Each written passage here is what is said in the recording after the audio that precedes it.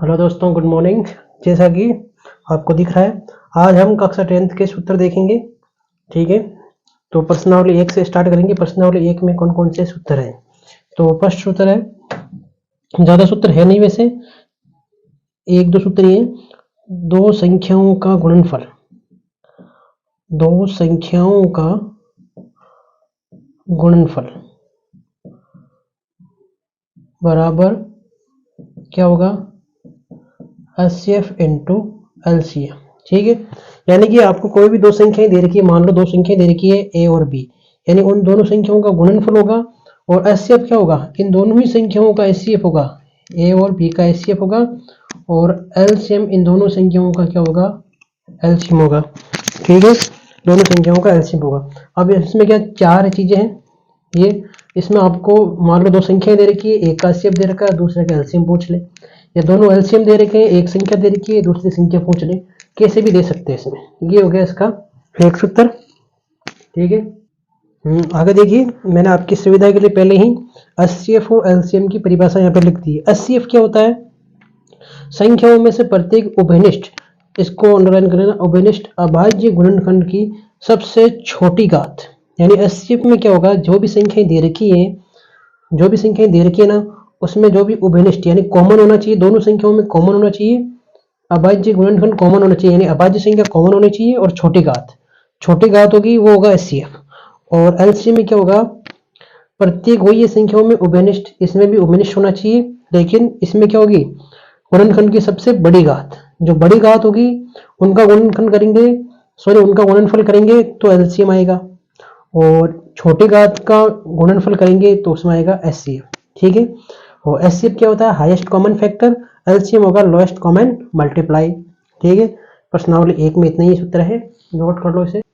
Next देखिए, अब प्रश्नावली 2 में हम जितने भी कॉन्सेप्ट होंगे, सूत्र होंगे, सभी को एक साथ में लपेटे में रहेंगे। अब देखिए, रेखिक बहुपद, वैसे 9th में 10th में भी थोड़ा बहुत दे रखा है। रेखिक बहुपद क्या होगा, एक घात, यानी एक घात वाला बहुपद क्या होता है, वो रेखिक बहुपद कहलाता है। द्विघात यानी दो घात वाले बहुपद क्या कहलाएंगे, द्विघात बहुपद।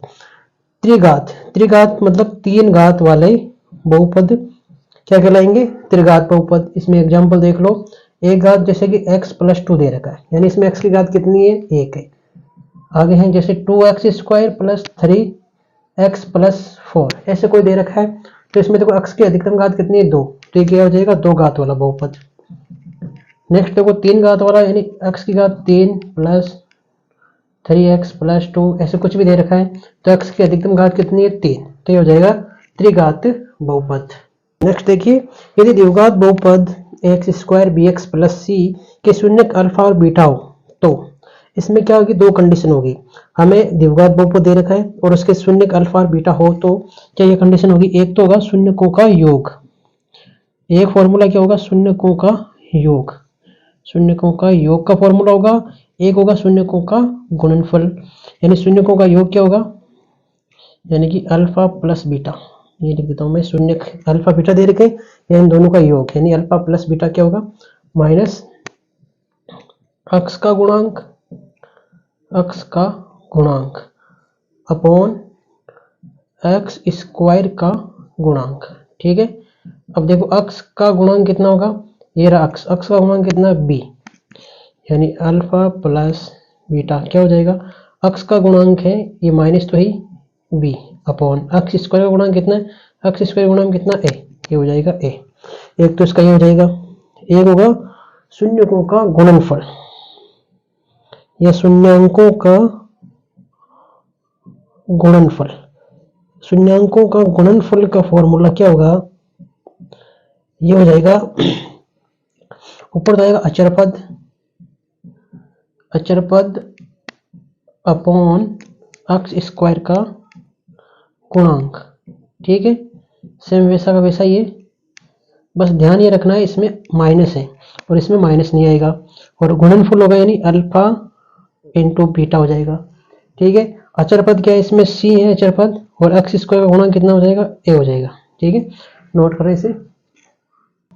नेक्स्ट सूत्र है इसमें 2 नंबर, प्रश्नावली 2 में 2 ही सूत्र है और 2 ही प्रश्न आते हैं इसमें। ठीक है, बहुपद ज्ञात करना, बहुपद ज्ञात करने का सूत्र क्या होगा, शॉर्ट में लिख देता हूँ मैं, के है कोष्टक X square minus alpha plus beta कोष्टक बंद एक्स प्लस अल्फा बीटा। ठीक है, इसको हम एक तरीके से और लिख सकते हैं, जैसे के x square minus alpha plus beta क्या होता है, शून्य अंकों का क्या हो जाएगा, ये शून्य अंकों का योग, शून्य अंकों का योग। ठीक है, एक्स प्लस ये हो जाएगा शून्य अंकों का गुणनफल।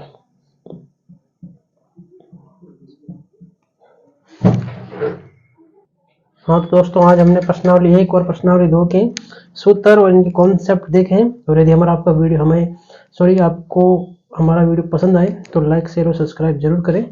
ठीक है, धन्यवाद।